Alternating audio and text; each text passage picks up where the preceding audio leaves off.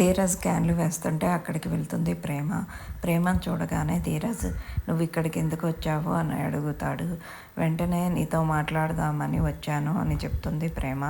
ధీరజ్ సరే నేను వస్తాను, ఈ ఆటోని ట్యాంక్ దగ్గర పెట్టి వస్తాను, నువ్వు కూర్చో అంటాడు. నేను ఆటోలో కూర్చోంటాను, నీతో పాటే నేను కూడా వస్తాను అంటాడు. సరే అయితే ఈ క్యాన్లు షాపులో వేసి వస్తాను అంటాడు ధీరజ్. అలాగే ఆటోలో కూర్చున్న ప్రేమ ధీరజ్ క్యాన్లు వేస్తూ ఫింగర్స్ నొప్పి పుడుతూ ఊదుకుంటూ ఉంటాడు. ప్రేమ మనసులో ధీరజ్ ఎంత కష్టపడుతున్నాడో నా కోసం అంటూ చాలా బాధపడుతుంది. క్యాన్లు వేసి ధీరజ్ ఆటోను నడుపుకొని వెళ్ళి ట్యాంకీ దగ్గర కూర్చుంటారు.